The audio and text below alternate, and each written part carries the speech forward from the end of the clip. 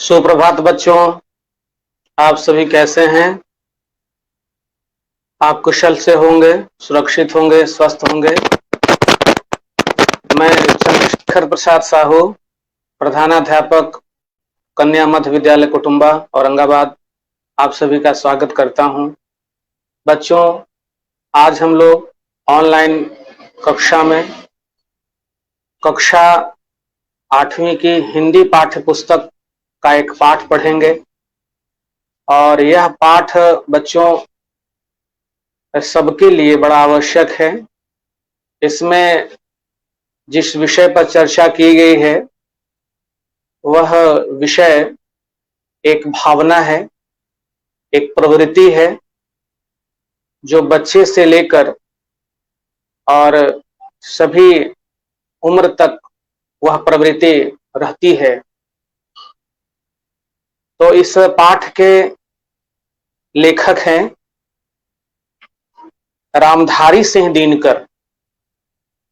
रामधारी सिंह दिनकर मूलतः कवि हैं, उन्हें राष्ट्र कवि कहा जाता है और उन्होंने कई पुरस्कार भी प्राप्त किया है। और हिंदी साहित्य में, काव्य क्षेत्र में उनका बहुत बड़ा योगदान है कि उन्होंने काव्य को, कविता को समृद्ध किया है। लेकिन यहाँ पर उनका एक गद्य लेख है जो आपके पाठ्य पुस्तक में संकलित किया गया है। और यह जो पाठ है वह बच्चों के लिए इसलिए जरूरी है कि प्रारंभ से ही उस प्रवृत्ति पर अंकुश लगाया जाए, उस प्रवृत्ति को नियंत्रित किया जाए, ताकि वह प्रवृत्ति, वह जो भावना है वह काफी विकराल रूप नहीं ले। तो हमारे मन में बच्चों कौन कौन सी भावनाएं उठती हैं, बताइए। हमारी प्रवृत्ति क्या क्या है? तो हंसना हमारी प्रवृत्ति है, खुश रहना हमारी प्रवृत्ति है, और दुख प्रकट करना हमारी भावना है, हमारी प्रवृत्ति है। क्रोध करना यह भी हमारी एक प्रवृत्ति है, एक भावना है। इसी तरह से दुख प्रकट करना, आश्चर्य प्रकट करना, खुशी प्रकट करना, क्रोध प्रकट करना, इसमें ही एक ऐसी भावना है जिसे हम कहते हैं ईर्ष्या, जलन। तो ईर्ष्या, जलन भी हमारी एक प्रवृत्ति है, हमारा एक स्वभाव है। और यह जो भावना है यह जन्मजात है। बच्चों में भी यह भावना प्रारंभ से ही देखने को मिलता है। जैसे दो बच्चे हैं और उनका आपस में संबंध है, एक साथ रहते हैं। लेकिन अगर आप एक बच्चे को बिस्किट दे दें या कुछ खाने की वस्तु दे दें और दूसरे बच्चे को नहीं दें, तो दूसरा बच्चा भी पहले बच्चे से छीन लेता है और छीन कर खाता है, या छीनेगा नहीं तो रोने लगेगा, गुस्सा हो जाएगा, रूठ जाएगा कि उसको मिला और मुझे नहीं मिला। तो बच्चों में भी प्रवृत्ति देखने को मिलती है कि बच्चे दूसरों से जलते हैं, लेकिन उनकी जो है ईर्ष्या है बहुत क्षणिक होती है, स्वभावतः होती है, वो खाने पीने को लेकर के होती है।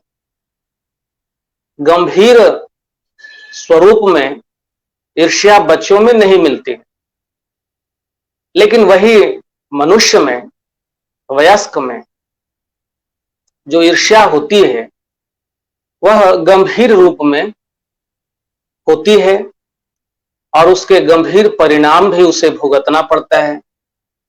तो आज का जो पाठ है यह पाठ ईर्ष्या पर आधारित है, जलन पर आधारित है। पाठ का शीर्षक है ईर्ष्या तू न गई मेरे मन से। ईर्ष्या तू न गई मेरे मन से। तो शीर्षक से ही स्पष्ट है कि ईर्ष्या मन से जाने वाली भावना नहीं है, मन से दूर होने वाली प्रवृत्ति नहीं है। वह कमोबेश हल्का फुल्का सभी में होता है।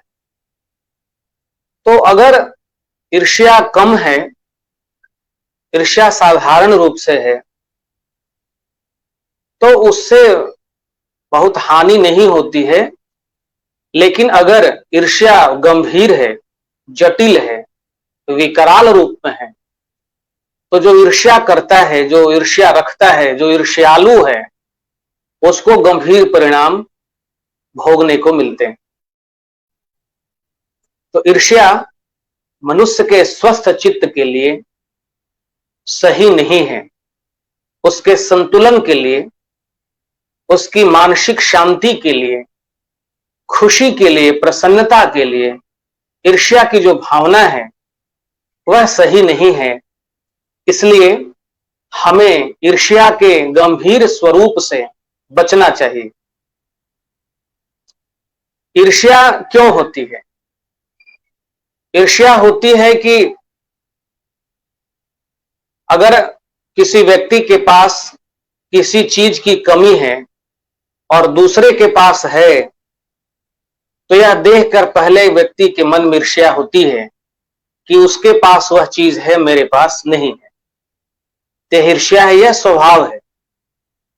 लेकिन ऐसा भी होता है कि अगर किसी व्यक्ति के पास सब सुख संपदा, धन संपदा है, सभी चीजें हैं, और दूसरे व्यक्ति के पास भी वही चीजें हैं, लेकिन पहला व्यक्ति यह सोचे कि दूसरे के पास वो चीजें क्यों है, उसके पास नहीं होनी चाहिए थी। यह जो ईर्ष्या है, यह गंभीर ईर्ष्या है। यह ईर्ष्या का जटिल स्वरूप है। यह ईर्ष्या खतरनाक है। हम दूसरों के सुख को देखकर जलते हैं, हम दूसरे के तरक्की को देखकर ईर्ष्या करते हैं, हम दूसरे के मान सम्मान को बढ़ते हुए देखकर ईर्ष्या करते हैं। यह बहुत ही गंभीर है। यह बहुत खतरनाक प्रवृत्ति है। ईर्ष्या की यह जटिल प्रवृत्ति मनुष्य को गला गला कर पीड़ित करती है, दुख देती है, अशांत रखती है। तो ईर्ष्या जो है मनुष्य के लिए सही नहीं है। तो आइए हम इस पाठ में ईर्ष्या के बारे में और कुछ विशेष समझते हैं, जानते हैं। तो लेखक जो हैं रामधारी सिंह दिनकर, जो मूलतः कवि हैं, लेकिन यहां उनका एक गद्य है जो ईर्ष्या जो हमारी प्रवृत्ति है उसके बारे में है। लिखते हैं, मेरे घर के दाहिने एक वकील रहते हैं जो खाने पीने से अच्छे हैं, दोस्तों को भी खूब खिलाते हैं और सभा सोसाइटियों में भी भाग लेते हैं। बाल बच्चों से भरा पूरा परिवार, नौकर भी सुख देने वाले और पत्नी भी अत्यंत मृदुभाषिणी। भला एक सुखी मनुष्य को क्या चाहिए?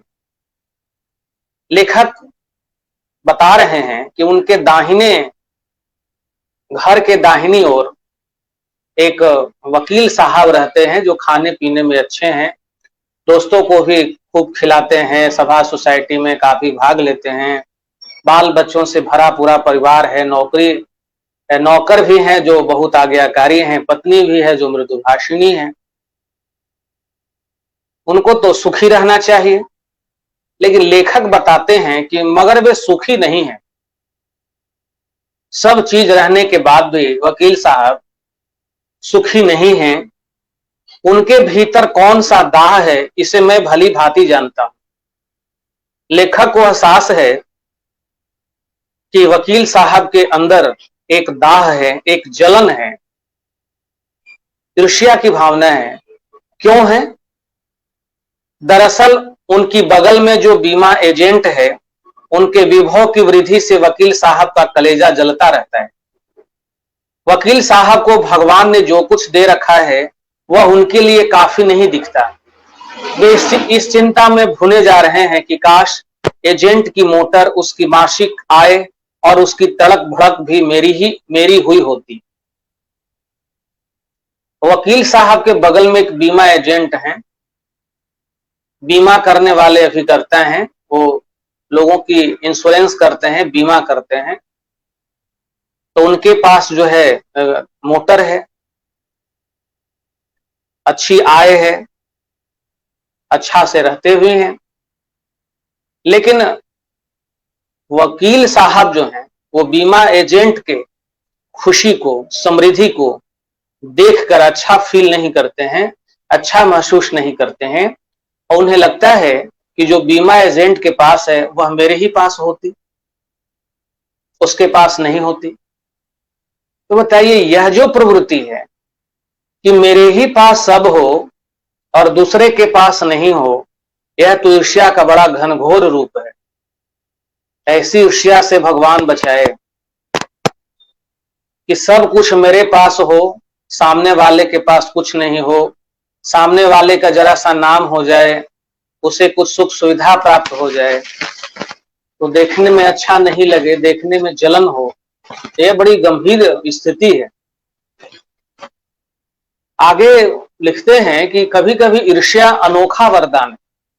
यहाँ एक व्यंग्य है, अपनी बात को रखते हैं लेखक कि ईर्ष्या का यही अनोखा वरदान है कि दूसरे के पास अगर सुख सुविधा है, यश कृति है, तो सहन नहीं होता है।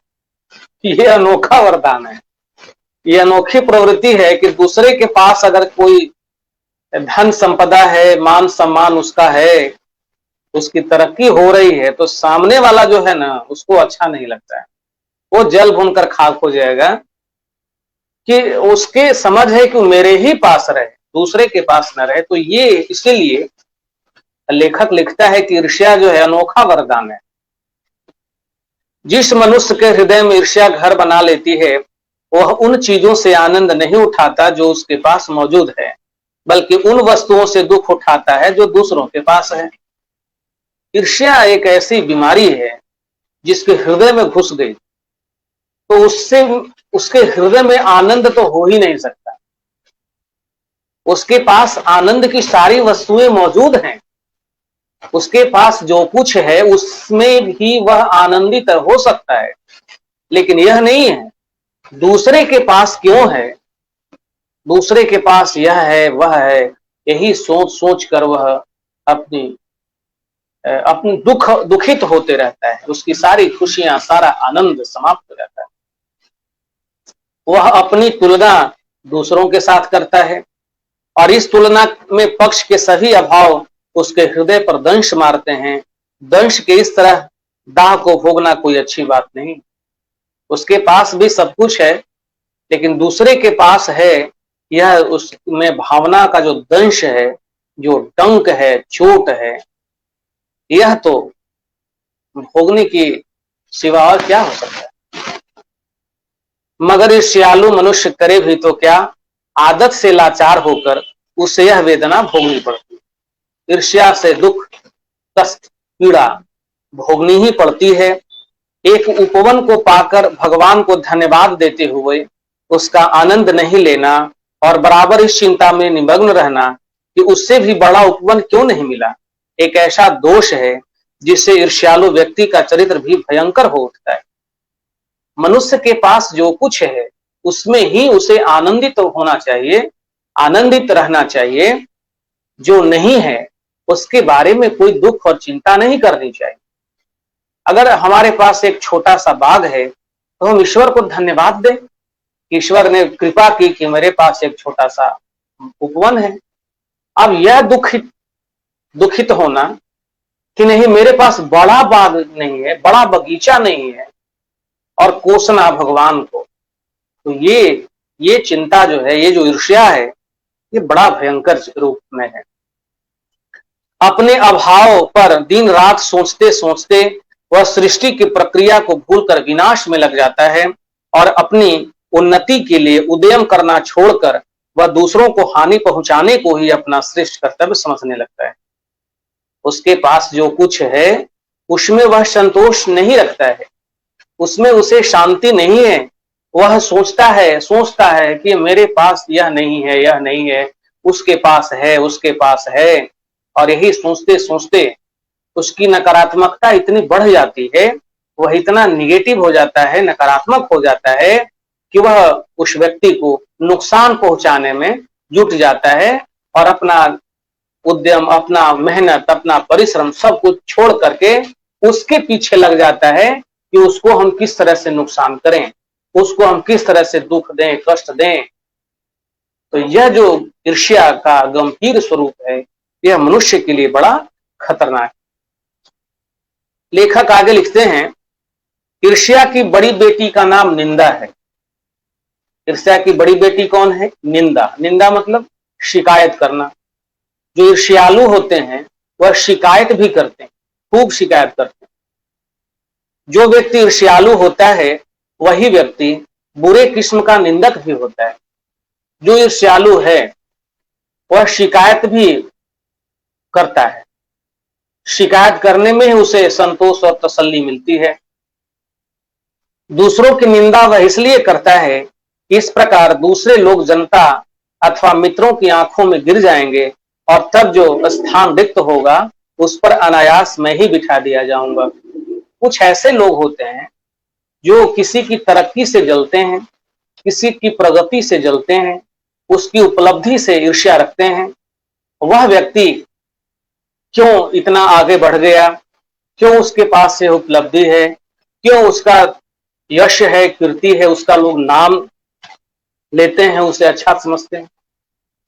ईर्ष्यालु को यह खराब लगता है। तो ईर्ष्यालु व्यक्ति ऐसा उतर जाता है अपने नीच कर्म पर कि वह क्या करता है कि उस व्यक्ति के बारे में शिकायत करने लगता है। और वह शिकायत इसलिए करता है कि हम शिकायत करके इसको बेइज्जत करें, इसके मान सम्मान को हटा दें और लोगों के दिल में जो इसका जगह है उसको दूर कर दें और फिर इसको अपमानित करके, बेइज्जत करके फिर हम दूसरों के दिल में आसीन हो जाएं, दूसरों के दिल में बैठ जाएं। तो भला ऐसा हुआ है? मगर आज तक तो ऐसा हुआ नहीं है, न होगा। दूसरों को गिराने की कोशिश की तो अपने को बढ़ाने की कोशिश नहीं की जा सकती। अगर किसी को बढ़ना है तो दूसरों को गिराकर वह आगे नहीं बढ़ सकता है। अगर किसी को बढ़ना है, आगे चलना है, तो उसे खुद से चलना होगा। ऐसा नहीं कि दूसरे व्यक्ति को गिराकर, दूसरे व्यक्ति को धकेल कर और फिर हम आगे बढ़ें। तो ऐसा न कभी हुआ है, न होगा। दूसरों को गिराने वाला व्यक्ति कभी भी अपने जीवन में आगे नहीं बढ़ा है। लेकिन ईर्ष्यालु लोगों के पास यह होता है।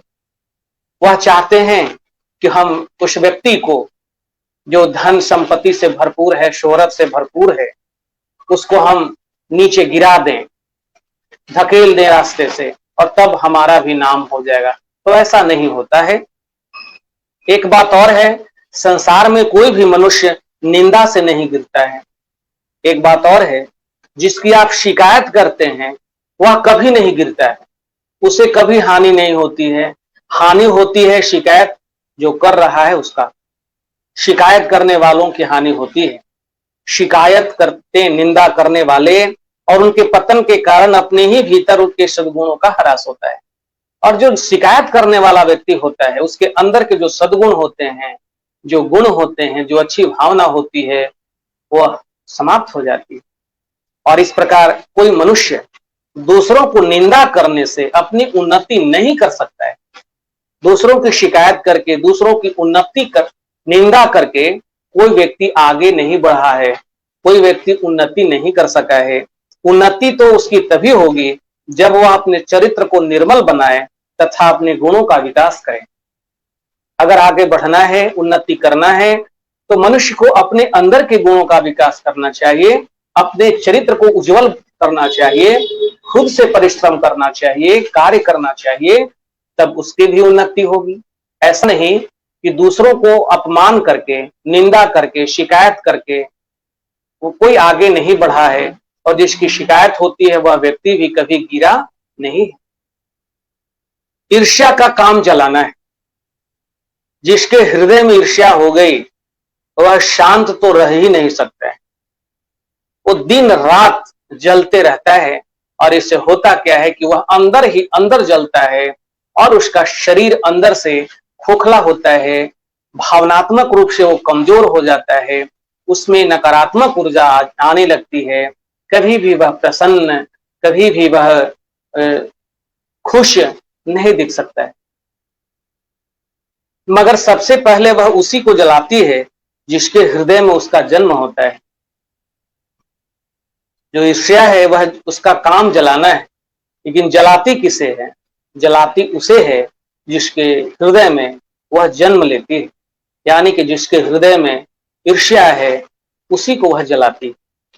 आप भी ऐसे बहुत से लोगों को जानते होंगे जो ईर्ष्या और द्वेष के साकार मूर्ति हैं, और जो बराबर इस फिक्र में रहते हैं कि कहां सुनने वाले मिले कि अपने दिल का गुबार निकालने का मौका मिले।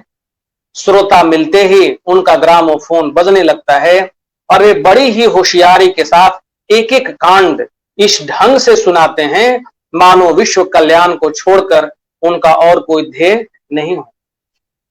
जिनके दिल में ईर्ष्या होती है वह शिकायत करते हैं, और शिकायत करने के लिए वो छटपटाते रहते हैं। जब कोई मिल जाए शिकायत सुनने वाला तो कैसे कैसे ढंग से वो एक एक कांड को बड़ा विस्तार से सुनाते हैं, और तब उनको लगता है कि मेरे दिल का गुबार निकल गया, तब उन्हें लगता है कि शांति मिल रही है।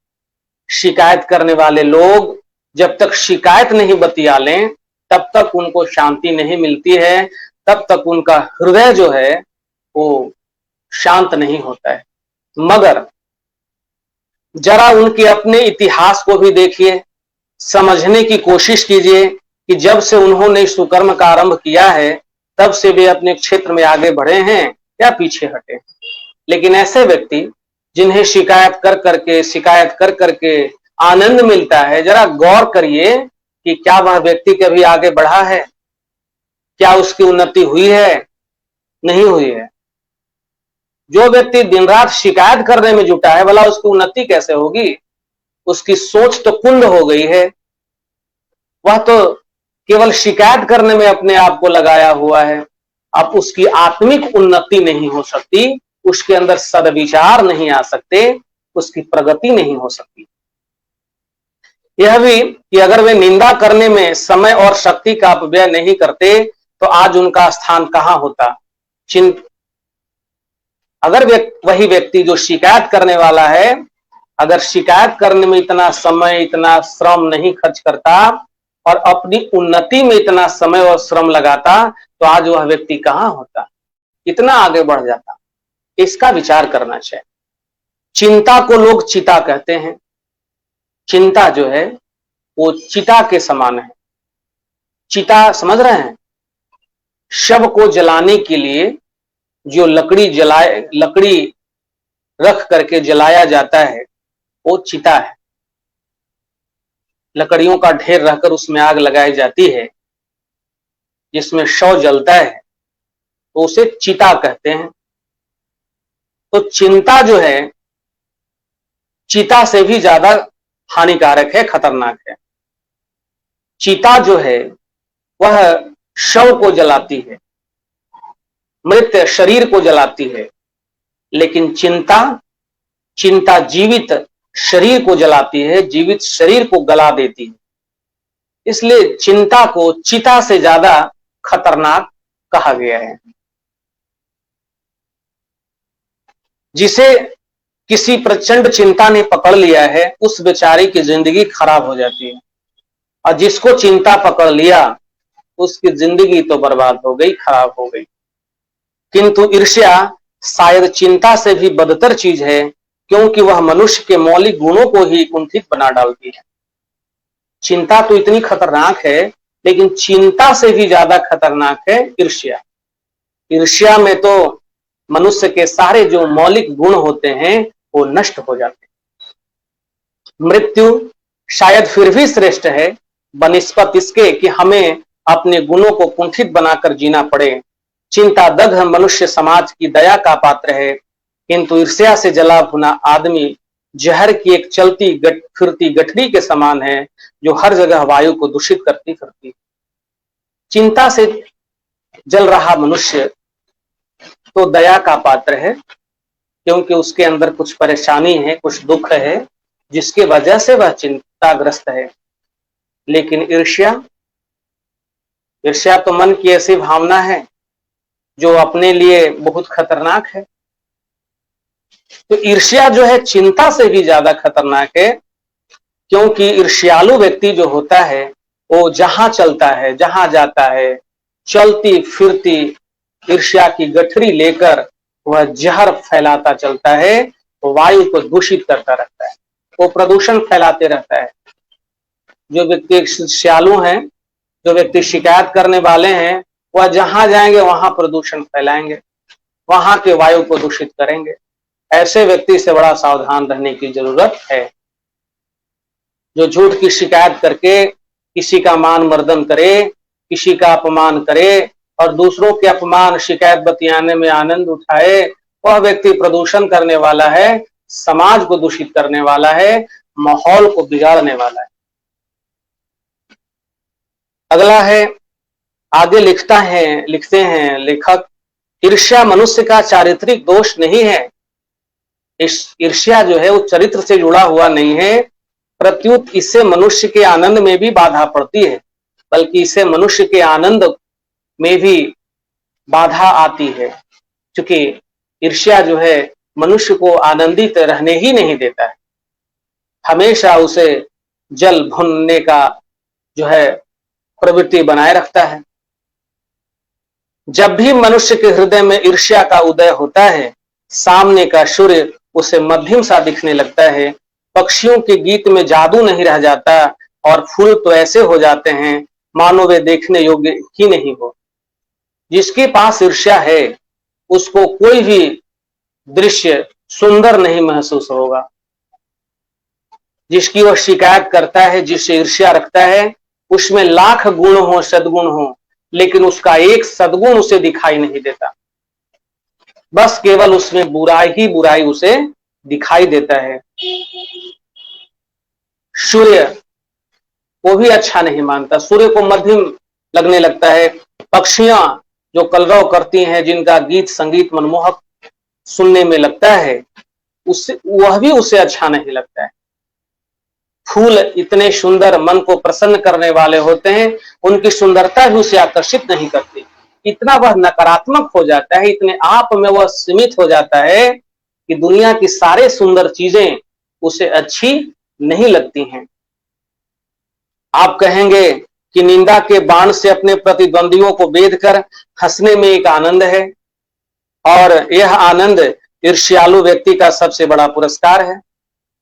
सही बात है, ऐसा लोग समझते हैं कि ईर्ष्या करने वाले व्यक्ति दूसरे का निंदा करके, शिकायत करके खूब खुश होते हैं, खूब प्रसन्न होते हैं, लगता है कि उनको पुरस्कार मिल गया है, सम्मान मिल गया है। मगर यह हंसी क्या इंसान की हंसी है? दूसरों की शिकायत कर करके हंसने वाले व्यक्ति की जो हंसी है, क्या वह इंसान की हंसी है? लेखक कहता है कि यह जो हंसी है वो मनुष्य की हंसी नहीं है, बल्कि राक्षस की हंसी होती है, और आनंद भी दैत्यों का आनंद होता है। वह जो हंसते हैं निंदा करके, शिकायत करके, वह हंसी मनुष्य की हंसी नहीं है, बल्कि राक्षस की हंसी है, और जो उनका आनंद है वो दैत्यों का आनंद है। वो इंसान है ही नहीं, उनका स्वभाव, उनकी सोच, उनकी प्रवृत्ति तो राक्षस जैसी हो गई है, दैत्य जैसी हो गई है, तो भला वो इंसान कहां से रहेंगे? लेखक आगे लिखते हैं, ईर्ष्या का संबंध प्रतिद्वंद्विता से होता है, क्योंकि भिखमंगा करोड़पति से ईर्ष्या नहीं करता। अगर कोई भिखमंगा है तो करोड़पति से ईर्ष्या नहीं करता, क्योंकि ईर्ष्या में एक प्रतिद्वंद्विता है, एक प्रतिस्पर्धा है। यह एक ऐसी बात है जो ईर्ष्या के पक्ष में भी पड़ सकती है, क्योंकि प्रतिद्वंद्विता से भी मनुष्य का विकास होता है। किंतु अगर आप संसार व्यापी सुजस चाहते हैं तो आप रसेल के मतानुसार शायद नेपोलियन से स्पर्धा करेंगे। मगर याद रखिए कि नेपोलियन भी सीजर से स्पर्धा करता था और सीजर सिकंदर से, तथा सिकंदर हरक्यूलिस से, जिस हरक्यूलिस के बारे में इतिहासकारों का यह मत है कि वह कभी पैदा ही नहीं हुआ। जैसे ईर्ष्या अगर प्रतिद्वंद्विता का है तो वहां तक कुछ उसके पक्ष में है, लेकिन यह प्रतिस्पर्धा होनी चाहिए, प्रतिद्वंद्विता होनी चाहिए, लेकिन इससे विकास हो। अगर ईर्ष्या का यह अवस्था है कि प्रतिस्पर्धा हो तो उससे विकास होगा, लेकिन यह विकास भी नकारात्मक नहीं हो, ईर्ष्या इतने विकराल रूप में, इतने विकृत स्वरूप में नहीं हो कि मनुष्य का विकास नहीं हो बल्कि उसका ह्रास हो, तो ऐसी ईर्ष्या से दूर रहना चाहिए, ऐसी ईर्ष्या को नियंत्रित करते रहना चाहिए।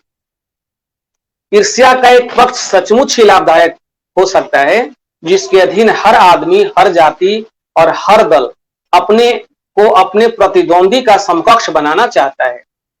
ईर्ष्या का एक सकारात्मक पक्ष है, ईर्ष्या से आप तरक्की करें, दूसरों के समकक्ष बनने का प्रयास करें, उसके समान शोहरत पाने का प्रयास करें, उसके समान धन संपदा अर्जित करें, तो यह जो है उसका सकारात्मक पक्ष है। किंतु यह तभी संभव है जब ईर्ष्यालु व्यक्ति यह महसूस करता है कि कोई चीज है जो उसके भीतर नहीं है, कोई वस्तु है दूसरों के पास है, किंतु वह यह नहीं समझ पाता कि उस वस्तु को प्राप्त कैसे करना चाहिए। गुस्से में आकर वह अपने किसी पड़ोसी, मित्र या समकालीन व्यक्ति को अपने से श्रेष्ठ मानकर उसे जलने लगता है, जबकि वे लोग भी अपने अपने शायद वैसे ही असंतुष्ट हो। देखिए, अगर ईर्ष्या है प्रतिस्पर्धा की, विकास की, तो यह तो कुछ हद तक सही है, लेकिन यह भी देखें कि आपके पास जो चीज है वो अगर दूसरे के पास भी है तो आपको संतोष होना चाहिए, लेकिन आपके पास है और उसके पास भी है तो आपको ये नहीं होना चाहिए कि उसके पास क्यों है।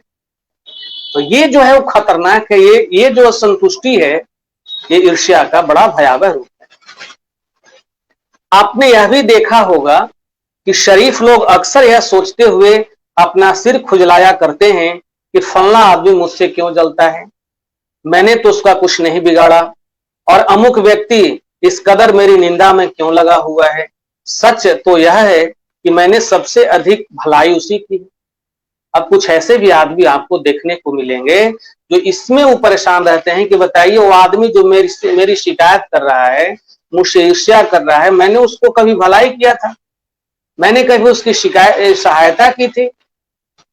जिस आदमी की मैंने सहायता की, जिस आदमी की मैंने भलाई किया, वही आदमी आज मुझसे ईर्ष्या रखता है, वही आदमी आज मेरी शिकायत करता है। तो इससे कुछ लोग परेशान रहते हैं, सोचते हैं कि भैया आप बताइए, उस व्यक्ति को मैंने भलाई किया, सहायता किया, और वही व्यक्ति आज मेरी शिकायत कर रहा है। वे सोचते हैं मैं तो पाक साफ हूं, मुझमें किसी व्यक्ति के लिए दुर्भावना नहीं है, बल्कि अपने दुश्मनों की भी मैं भलाई ही सोचा करता हूं, फिर ये लोग मेरे पीछे क्यों पड़े हैं, मुझमें कौन सा ऐसा ऐब है जिसे दूर करके मैं इन दोस्तों को चुप कर सकता हूं। वो व्यक्ति जो होते हैं वो कहते हैं कि भैया हम तो उनके शिकायत भी उनको नहीं करते हैं, मैं उनके लिए कोई दुर्भावना भी अपने हृदय में नहीं रखता हूं, मैं तो उनकी भलाई के लिए भी सोचता हूं, फिर भी ये लोग मेरे पीछे पड़े हुए हैं। बताइए आखिर मुझसे कौन हम में ऐसा ऐब है, दोष है, जिसे दूर करके मैं अपने दोस्त को शांत कर सकूं, दोस्तों को चुप करा सकूं, एहसास दिला सकूं मेरे कि भाई आप, मैं ठीक हूं, आप मेरी शिकायत न करें। ईश्वर चंद्र विद्यासागर इस तजुर्बे को एक लाइन में कहा है उन्होंने कि तुम्हारी निंदा वही करेगा जिसकी तुमने भलाई की है। ईश्वर चंद्र विद्यासागर ने बड़ा अनुभवी बातें कही कि तुम्हारी निंदा वही करेगा जिसकी तुमने भलाई की है। जिसकी आप भलाई करेंगे, जिसकी आप सहायता करेंगे, वह व्यक्ति एक न एक दिन आपकी शिकायत जरूर करेगा, आपकी निंदा करेगा। और नीत्शे ने भी इस प्रवृत्ति को समझा और जब वो कूचे से होकर निकला तब उसने जोरों का ठहाका लगाया और कहा कि यार ये तो बाजार की मक्खियां हैं जो अकारण हमारे चारों ओर भिन भिनाया करती हैं। नीत्शे भी इससे प्रभावित थे। नीत्शे की भी बहुत लोग आलोचना करते थे, शिकायत करते थे। तो बड़ा वो ठहाका लगाया और कहा कि यार ये तो बाजार की मक्खियां हैं जो अकारण हमारे चारों ओर भिन भिनाया करती। ईश्वर चंद्र विद्यासागर ने कहा कि तुम्हारी निंदा वही करेगा जिसकी तुमने भलाई की है।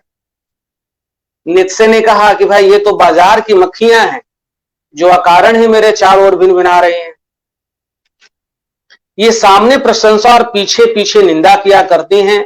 हम इनके दिमाग पर बैठे हुए हैं। ये मक्खियां हमें भूल नहीं सकती और चूंकि ये हमारे बारे में बहुत सोचा करती हैं इसलिए ये हमसे डरती हैं और हम पर शंका भी करती हैं। वो कहा कि ऐसे शिकायत करने वाले लोग उन मक्खियों के समान हैं जो अकारण ही भिन भिनाती रहती हैं और ये सामने तो प्रशंसा करती हैं लेकिन पीठ पीछे जो है बुराइयां शुरू कर देते। अब इनके दिमाग पर चूंकि हम बैठे हुए हैं तो ये हमको भूलते नहीं हैं और हमारे ही बारे में सोचती हैं ये। और ये चूंकि हमारे ही बारे में सोचती हैं ये मक्खियां तो हमसे डरती भी हैं और हम पर शंका भी करती हैं। ये मक्खियां हमें सजा देती हैं हमारे गुणों के लिए। ये जो मक्खियां हैं, ये जो शिकायत करने वाले लोगों की प्रवृत्ति है वह उसका कोई कारण नहीं, उसका कारण है कि गुण होना। क्योंकि हमें गुण है इसलिए शिकायत कर रहे हैं। ऐब को तो ये माफ कर देंगे क्योंकि बड़ों के ऐब को माफ करने में भी एक शान है जिस शान का स्वाद लेने के लिए मक्खियां तरस रही। ये ऐब जो है माफ करने में भी एक शान है और इसी शान को स्वाद लेने में के लिए मक्खियां जो है तरस रही हैं क्योंकि हम में तो ऐब है नहीं। ये तो ऐब को माफ करती हैं, मेरे में ऐब है नहीं तो ऐब ढूंढ रहे हैं, इसी में वो तरस रहे हैं। इसमें कहां अवगुण है, कहां दोष है। आगे लिखते हैं कि जिनका चरित्र उन्नत है, जिनका हृदय निर्मल और विशाल है, वे कहते हैं इन बेचारों की बातों से क्या चिढ़ना, ये तो खुद ही छोटे हैं। कहते हैं कि जिनका चरित्र उन्नत है, जिनका हृदय निर्मल और विशाल है, वे यही कहते हैं कि भाई इन बेचारों की बातों से क्या चिढ़ना, ये तो खुद ही छोटे हैं। तो हमें ऐसे शिकायत करने वालों के प्रति बड़ा दया का भाव रखना चाहिए और समझना चाहिए कि भाई क्या करिएगा, इनको यही काम है, ये तो खुद ही अपने विचारों से छोटे हैं। मगर जिनका दिल छोटा और दृष्टि संकीर्ण है वे मानते हैं जितनी भी बड़ी हस्तियां हैं उनकी निंदा ही ठीक है। और जब हम इनके प्रति उदारता और भलमनसाहत का बर्ताव करते हैं तब भी वे यही समझते हैं कि हम उनसे घृणा कर रहे हैं और हम चाहे जितना उपकार करें बदले में हमें अपकार ही मिलेगा। कुछ लोग ऐसा सोचते हैं कि भाई जिसको जितना उपकार करो उतना ही अपकार करेगा। दरअसल हम जो उनकी निंदा का जवाब नहीं देकर चुप्पी साधे रहते हैं इसे भी वे हमारा अहंकार समझते हैं। कुछ लोगों की आदत होती है कि उनकी खूब शिकायत करिए वो चुप रहेंगे, शांत रहेंगे। तो जब शांत रहते हैं तो समझते हैं कि देखिए वो कितना अहंकारी आदमी है कि बोलता तक नहीं। खुशी तो उन्हें तभी हो सकती है जब हम उनके धरातल पर उतरकर उनके छोटेपन की भागीदारी बन जाएं। वो तभी हमको अच्छा कहेंगे जब हम उनके जैसा ही उनकी शिकायत शुरू करें, उनसे तू मैं करें, पूछताछ करें कि भाई तो आप मेरी क्यों शिकायत करते हैं। तब जो है वो खुशी होगी उनको। लेकिन मेरी बात जो है इन तक पहुंच गई, उनको खुशी होगी। लेकिन कुछ ऐसे लोग होते हैं जो जवाब ही नहीं देते हैं, शांत रहते हैं। अब ऐसे लोगों को वे लोग अहंकारी समझ लेते हैं, बड़ा अहंकारी है, अभिमानी है, बोलता तक नहीं है, जवाब तक नहीं देता है। तो क्या जवाब दें? शिकायत का जवाब दें, झूठी बातों का जवाब दें। सारे अनुभवों को निचोड़कर नीत्शे ने एक दूसरा सूत्र कहा, आदमी में जो गुण महान समझे जाते हैं उन्हीं के चलते लोग उसे जलते भी हैं। नीत्शे ने कहा कि जलता मनुष्य क्यों है? तो जलता है मनुष्य इसलिए कि दूसरे के अंदर गुण होता है, दूसरे व्यक्ति के अंदर गुण को देखकर व्यक्ति जलते हैं। अगर महान गुण नहीं हो, अच्छे कार्य वो करने वाला नहीं है, सद्गुणी नहीं है, तो कोई नहीं जलेगा। तो जो सद्गुणी है, जो अपने कर्तव्य पथ पर ईमानदारी से चल रहा है, उनके अंदर सद्गुण है, वो महान गुण वाले हैं, उन्हीं से व्यक्ति जलता है। तो ईर्ष्यालु लोगों से बचने का क्या उपाय है?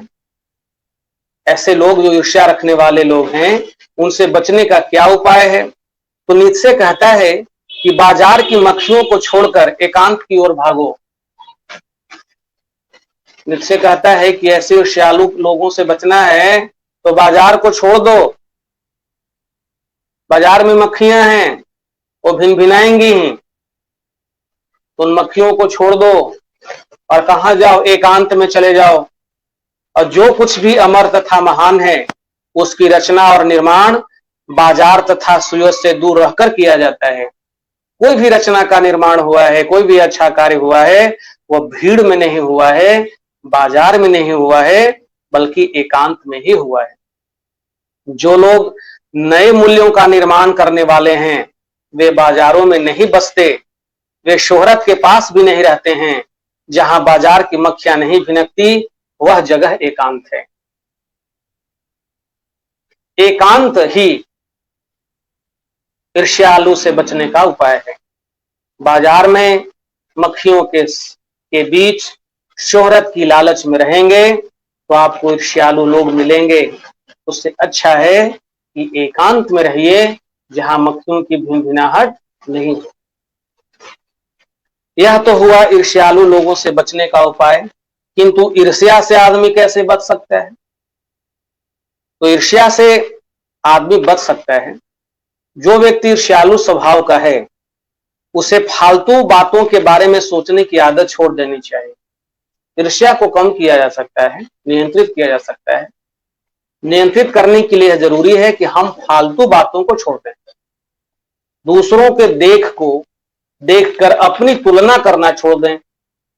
दूसरे के पास वह चीज है तो क्यों है, मेरे पास क्यों नहीं? मेरे पास भी है, उसके पास भी है, तो उसके पास क्यों है? वो भी मेरे ही पास रहती। तो ये जो भावना है, इसको त्यागना होगा।